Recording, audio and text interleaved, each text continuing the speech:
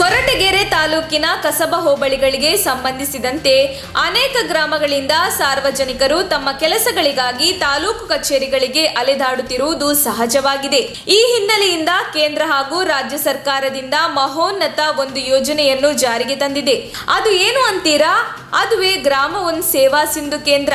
ಈ ಕೇಂದ್ರದ ಅಡಿಯಲ್ಲಿ ಸುಮಾರು 790ಕ್ಕೂ ಹೆಚ್ಚು ಸೇವೆಗಳು ಸಾರ್ವಜನಿಕರಿಗೆ ಸಿಗಲಿದೆ. ಈಗಾಗಲೇ ಈ ಸೇವೆಗಳು ಕೆಲವು ಗ್ರಾಮ ಪಂಚಾಯತ್ ಭಾಗಗಳಲ್ಲಿ ಪ್ರಾರಂಭವಾಗಿವೆ. ಜನರ ಅನೇಕ ಕೆಲಸ ಕಾರ್ಯಗಳನ್ನು ಉತ್ತಮ ರೀತಿಯಲ್ಲಿ ನಡೆಸುತ್ತಿದೆ. ಆದ್ದರಿಂದ ಇನ್ನೂ ಕೆಲವು ಗ್ರಾಮ ಪಂಚಾಯಿತಿಗಳ ಭಾಗಗಳಲ್ಲಿ ಈ ಗ್ರಾಮ ಒನ್ ಸೇವಾ ಕೇಂದ್ರ ಪ್ರಾರಂಭವಾಗಬೇಕು. ಅದರಂತೆಯೇ ಈ ಕೆಳಗಂಡ ಗ್ರಾಮ ಪಂಚಾಯತ್ ಹಳ್ಳಿಗಳಲ್ಲಿ ಈ ಸೇವಾ ಕೇಂದ್ರ ಪ್ರಾರಂಭಿಸಲು ಸೂಚಿಸಲಾಗಿದೆ. ನೆನಪಿರಲಿ, ಒಂದು ಗ್ರಾಮ ಪಂಚಾಯತಿಗೆ ಒಂದೇ ಸೇವಾ ಕೇಂದ್ರಕ್ಕೆ ಅವಕಾಶ ಕಲ್ಪಿಸಿಕೊಡಲಾಗಿದೆ ಎಂದು ತಹಶೀಲ್ದಾರ್ ನಾಹಿದಾ ಜಂಜಂ ತಿಳಿಸಿದ್ದಾರೆ. ಗ್ರಾಮ ಪಂಚಾಯಿತಿಗಳ ಹೆಸರು ಈ ಕೆಳಗಿನಂತೆ ನಮೂದಿಸಲಾಗಿದೆ. ಗ್ರೇಡ್ 1 ಎಂದರೆ 6,500ಕ್ಕೂ ಅತಿ ಹೆಚ್ಚು ಜನಸಂಖ್ಯೆ ಇರುವ ಪಂಚಾಯಿತಿಗಳು: ಬೈಚಾಪುರ, ಅಕ್ಕಿರಾಂಪುರ, ಕ್ಯಾಮೇನಹಳ್ಳಿ, ಬುಕ್ಕಪಟ್ಟಣ, ಯಲರಾಂಪುರ, ಅಗ್ರಹಾರ, ಹೊಳವನಹಳ್ಳಿ. ಗ್ರೇಡ್ 2 ಅಂದರೆ 6,000ಕ್ಕಿಂತ ಕಡಿಮೆ ಇರುವ ಜನಸಂಖ್ಯೆಯ ಗ್ರಾಮ ಪಂಚಾಯಿತಿಗಳು: ಪಾತಗಾನಹಳ್ಳಿ, ಮಾವತ್ತೂರು, ಹಂಚಿಹಳ್ಳಿ, ತುಂಬಾಡಿ, ಹುಲಿಕುಂಟೆ, ಚಿನ್ನಹಳ್ಳಿ. ಈ ಮೇಲ್ಗಂಡ ಗ್ರಾಮ ಪಂಚಾಯಿತಿಗಳಲ್ಲಿ ಸೇವಾ ಸಿಂಧು ಕೇಂದ್ರವನ್ನು ಪ್ರಾರಂಭಿಸಲು ಅರ್ಹ ಫಲಾನುಭವಿಗಳು, ಅಂದರೆ PUC ವಿದ್ಯಾಭ್ಯಾಸ ಮುಗಿದಿದ್ದು ಕಂಪ್ಯೂಟರ್ ಶಿಕ್ಷಣವನ್ನು ಹೊಂದಿದ್ದಲ್ಲಿ ಈ ಒಂದು ಸೇವಾ ಕೇಂದ್ರ ಪ್ರಾರಂಭಿಸಲು ಆದ್ಯತೆ ಇದೆ. ವಿಶೇಷ ಸೂಚನೆ: ಈ ಸೇವಾ ಕೇಂದ್ರವನ್ನು ಪ್ರಾರಂಭಿಸಲು ಕೇಂದ್ರವನ್ನು ಪ್ರಾರಂಭಿಸುವವರು ಒಂದು 10x10 ವಿಸ್ತೀರ್ಣವುಳ್ಳ ಕೊಠಡಿ ಹಾಗೂ ಕಂಪ್ಯೂಟರ್ ಲ್ಯಾಮಿನೇಷನ್ ಪ್ರಿಂಟರ್ ಮತ್ತು ಇಂಟರ್ನೆಟ್ ವ್ಯವಸ್ಥೆ ಹೊಂದಿರಬೇಕು. ಹಾಗೆ ಬಂದ ಸಾರ್ವಜನಿಕರು ಕೂರಲು ಕನಿಷ್ಠ 4 ಆಸನಗಳು ಇರಬೇಕು. ಈ ಮೇಲ್ಕಂಡ ಎಲ್ಲಾ ವ್ಯವಸ್ಥೆಗಳು ಇದ್ದಲ್ಲಿ ಅರ್ಜಿ ಸಲ್ಲಿಸಬಹುದು. ಅರ್ಜಿ ಸಲ್ಲಿಸಬೇಕಾದ ವಿಳಾಸ: ತಾಲೂಕು ಕಚೇರಿ. ಆಯ್ಕೆಯಾದ ಫಲಾನುಭವಿಗಳು ಈ ಒಂದು ಸೇವಾ ಕೇಂದ್ರವನ್ನು ಪ್ರಾರಂಭಿಸಿ ಸಾರ್ವಜನಿಕರಿಗೆ ಅನುಕೂಲ ಮಾಡಿಕೊಡಬಹುದು. ಸೇವಾ ಸಿಂಧು ಯೋಜನೆ ಅಡಿಯಲ್ಲಿ ಯಾವುದೇ ರೀತಿಯ ಸರ್ಕಾರದಿಂದ ಸಂಬಳ ಇರುವುದಿಲ್ಲ.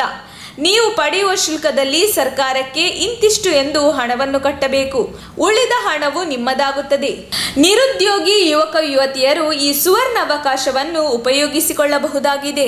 ಕರ್ನಾಟಕ ರಾಜ್ಯ ಸರ್ಕಾರದಿಂದ ಒಂದು ಯೋಜನೆ ಏನು ಬಂದಿದೆ, ಗ್ರಾಮ ಒನ್ ಅಂತ, ಸೇವಾ ಸಿಂಧು ಅಡಿಯಲ್ಲಿ ಗ್ರಾಮ ಒನ್ ಅಂತ ಏನೋ ಒಂದು ಯೋಜನೆ ಬಂದಿದೆ. ಇದು ಒಂದು ಬಹಳ ಮಹತ್ವಾಕಾಂಕ್ಷಿ ಒಂದು ಯೋಜನೆ ಆಗಿದೆ.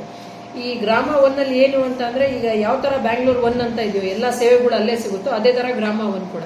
ಇದರಲ್ಲಿ ಏನೇನು ಒಂದು ಅಡ್ವಾಂಟೇಜಸ್ ಏನೇನು ಸಿಗುತ್ತೆ ಅಂತ ಅಂದ್ರೆ, ಜನಗಳಿಗೆ ಇಲ್ಲಿ ಒಂದ್ ಕಡೆ ದುಡ್ಡು ಉಳಿಯುತ್ತೆ, ಒಂದ್ ಕಡೆ ಸಮಯನೂ ಉಳಿಯುತ್ತೆ. ಯಾಕೆ ಅಂತಂದ್ರೆ, ಒಬ್ಬ ವ್ಯಕ್ತಿ ಏನಾದ್ರೂ ಅವ್ನಿಗೆ ಸರ್ವಿಸ್ ಯಾವ್ದಾದ್ರು ಒಂದು ಸೇವೆ ಸಿಗ್ಬೇಕು ಅಂತಂದ್ರೆ ಅವ್ನು ಹೋಬಳಿ ಮಟ್ಟಕ್ಕೆ ಹೋಗ್ತಾನೆ, ಇಲ್ಲ ತಾಲೂಕು ಮಟ್ಟಕ್ಕೆ, ಇಲ್ಲ ಜಿಲ್ಲಾ ಮಟ್ಟಕ್ಕೆ, ಇಲ್ಲ ಅವ್ರವ್ರ ಸಬ್ ಡಿವಿಷನ್ ಲೆವೆಲ್ಗೆ ಹೋಗ್ಬೇಕಾಗತ್ತೆ.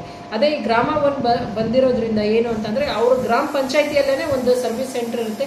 ಅಲ್ಲಿ ಗ್ರಾಮ ಒಂದು ಸೇವಾ ಕೇಂದ್ರ ಅಂತ ಒಂದಿರುತ್ತೆ. ಅಲ್ಲಿ 790 ಸೇವೆಗಳು, ಇನ್ನ ಜಾಸ್ತಿ ಸೇವೆಗಳು ಕೊಡ್ತಾ ಇದೀವಿ ಒಂದೇ ಜಾಗದಲ್ಲಿ. ಅಲ್ಲಿ ಯಾವ ಸೇವೆ ಅಂತ ಅಂದ್ರೆ, ಈಗ ಮಕ್ಕಳು ಬಸ್ ಪಾಸ್ ಇರ್ಬೋದು, ರೆವೆನ್ಯೂ ಎಲ್ಲ ಸರ್ವಿಸಸ್, ಮ್ಯಾಕ್ಸಿಮಮ್ ಸರ್ವಿಸಸ್ ರೆವೆನ್ಯೂದು ಅಲ್ಲಿ ಸಿಗುತ್ತೆ. ಜೊತೆಲಿ ಯಾರು ಕಾರ್ಮಿಕರು ಯಾರು ಇರ್ತಾರೋ ಅವ್ರ ಮಕ್ಕಳಿಗೆ ಸ್ಕಾಲರ್ಶಿಪ್ ಎನ್ರೋಲ್ಮೆಂಟ್ ಆಗಿರ್ಬೋದು, ಅಥವಾ ಸೀನಿಯರ್ ಸಿಟಿಸನ್ಸ್ದು ಕಾರ್ಡ್ ಆಗಿರ್ಬೋದು, ಮತ್ತೆ ಸಂಘ ಸಂಸ್ಥೆಗಳ ರಿಜಿಸ್ಟ್ರೇಷನ್ ಆಗಿರ್ಬೋದು, ಜೊತೆಲಿ ಪೊಲೀಸ್ ವೆರಿಫಿಕೇಶನ್, ಪಾಸ್ಪೋರ್ಟ್ಗಾಗಿರ್ಬೋದು, ಅಥವಾ ಯಾವ್ದಾದ್ರು ಜಾಬ್ಗಳಿಗೋಸ್ಕರ ವೆರಿಫಿಕೇಶನ್ ಇರುತ್ತೆ. ಎಲ್ಲ ಆ ಗ್ರಾಮ ಒನ್ ಸೇವಾ ಸೆಂಟ್ರಲ್ಲೇ ನಾವು ಕೊಡ್ತೀವಿ. ಆಯುಷ್ಮಾನ್ ಕಾರ್ಡ್ ಅದಕ್ಕೋಸ್ಕರ ಇದು ಜನಗಳು ಇದ್ರದ್ದು ಸದುಪಯೋಗ ಪಡ್ಕೋಬೇಕು. ಇದು ಜೊತೆಲಿ ಇದ್ರಲ್ಲಿ ಏನು ಅಂತಂದ್ರೆ, ಎಲ್ಲ ಯಾರ್ಯಾರು PU ಮಾಡಿರ್ತಾರೆ, ಅಥವಾ ITI ಮಾಡಿರ್ತಾರೆ, ಡಿಪ್ಲೊಮಾ ಮಾಡಿರ್ತಾರೆ, ಅಥವಾ ಗ್ರಾಜುಯೇಷನ್, ಪೋಸ್ಟ್ ಗ್ರಾಜುಯೇಷನ್ ಯಾರ್ಯಾರು ಮಾಡಿರ್ತಾರೆ ಅವರೆಲ್ಲ ಬೆಂಗಳೂರಿಗೆ ಹೋಗ್ಬೇಕು ಜಾಬ್ಗೆ, ಅಥವಾ ತುಮಕೂರ್ಗೆ ಹೋಗ್ಬೇಕು, ಬೇರೆ ಬೇರೆ ಕಡೆ ಹೋಗ್ತಾರೆ. ಬಟ್ ಇಲ್ಲಿ ಇದು ಗ್ರಾಮ ಒನ್ ಬರೋದ್ರಿಂದ ಒಂದು ಒಳ್ಳೆ ಉದ್ಯೋಗ ಅವಕಾಶ ಸಿಗುತ್ತೆ. ನಮ್ಮ ಯಾರು ಇವರು ಇದ್ದಾರೆ, ಯಾರು ಎಜುಕೇಟೆಡ್ ಯಾರ್ಯಾರು ಇದ್ದಾರೆ ಅಂದ್ರೆ ಗ್ರಾಜುಯೇಷನ್ ಮಾಡಿರೋರು ಯಾರಿದ್ದಾರೆ, ನಿರುದ್ಯೋಗ ತುಂಬಾ ಜಾಸ್ತಿ ಅಂತ ಹೇಳ್ತೀವಿ. ಬಟ್ ಇದು ಒಳ್ಳೆ ಅವಕಾಶ ಉದ್ಯೋಗ ಪಡ್ಕೊಳ್ಳೋದಕ್ಕೋಸ್ಕರ ಒಂದು ವಿಚಾರ. ಎರಡನೇ ವಿಚಾರ, ಅಂಗವಿಕಲರಾಗಿರ್ಬೋದು, ಹೆಣ್ಮಕ್ಳಾಗಿರ್ಬೋದು, ತುಂಬಾ ಕಡೆ ಮನೆಯಿಂದ ಆಚೆ ಕಳ್ಸಲ್ಲ, ಅಥವಾ ಅಂಗವಿಕಲರು ಅವ್ರು ಬೇರೆ ಕಡೆ ಹೋಗಿ ಜಾಬ್ ಮಾಡೋದಕ್ಕಿಂತ ಅಲ್ಲಿ ಗ್ರಾಮ ಒನ್ ಅಲ್ಲೇ ಅವ್ರವ್ರ ಗ್ರಾಮದಲ್ಲೇ ಈ ಸರ್ವಿಸ್ ಸೆಂಟರ್ ಓಪನ್ ಮಾಡ್ಕೊಂಡಿರ್ಬೋದು, ಒಂದು ವಿಚಾರ. ಎರಡನೇ ವಿಚಾರ, ಈಗ ನಮ್ಮಲ್ಲಿ ಅಪ್ಲಿಕೇಶನ್ ಆಲ್ರೆಡಿ ನಾವು ಆಹ್ವಾನ ಮಾಡಿದ್ವಿ, ಅದರಲ್ಲಿ ತುಂಬಾ ಕಡೆ ಎನ್ರೋಲ್ಮೆಂಟ್ ಆಗಿದೆ. ಬಟ್ ಒಂದೊಂದು ಕಡೆ ಗ್ರೇಡ್ 2 ಗ್ರೇಡ್ 1 ಅಲ್ಲಿ ಎನ್ರೋಲ್ ಆಗಿಲ್ಲ. ಗ್ರೇಡ್ 1 ಅಂತಂದ್ರೆ 6,500 ಜನಸಂಖ್ಯೆಗಿಂತ ಹೆಚ್ಚಿರೋದು ಗ್ರೇಡ್ 1 ಗ್ರಾಮ 1 ಸೆಂಟರ್ ಅಂತ ಹೇಳ್ತೀವಿ. 6,500 ಜನಸಂಖ್ಯೆಗಿಂತ ಕಡಿಮೆ ಇರೋದು ಗ್ರೇಡ್ 2 ಅಂತ ಹೇಳ್ತೀವಿ. ಅದರಲ್ಲಿ ನಮ್ಮಲ್ಲಿ ಪಾದ್ಗಾನಹಳ್ಳಿ, ಮಾವತ್ತೂರು, ಚಿನ್ನಹಳ್ಳಿ, ಹಂಚಿಹಳ್ಳಿ, ತುಂಬಾಡಿ, ಹುಲಿಕುಂಟೆ ಗ್ರೇಡ್ 2 ಇಲ್ಲಿ ಯಾರು ಅಪ್ಲಿಕೇಶನ್ ಹಾಕಿಲ್ಲ, ದಯಮಾಡಿ ಹಾಕಿ. ಜೊತೆಲಿ ಗ್ರೇಡ್ 1 ಅಲ್ಲಿ ಬೈಚಾಪುರ, ಅಕ್ಕಿರಾಂಪುರ, ಕ್ಯಾಮೇನಹಳ್ಳಿ, ಬುಕ್ಕಾಪಟ್ನ, ಎಲೆರಾಂಪುರ, ಅಗ್ರಹಾರ, ಹೊಳವಿನಹಳ್ಳಿ ಇದು ಗ್ರೇಡ್ 1 ಅಪ್ಲಿಕೇಶನ್ ಹಾಕಿ.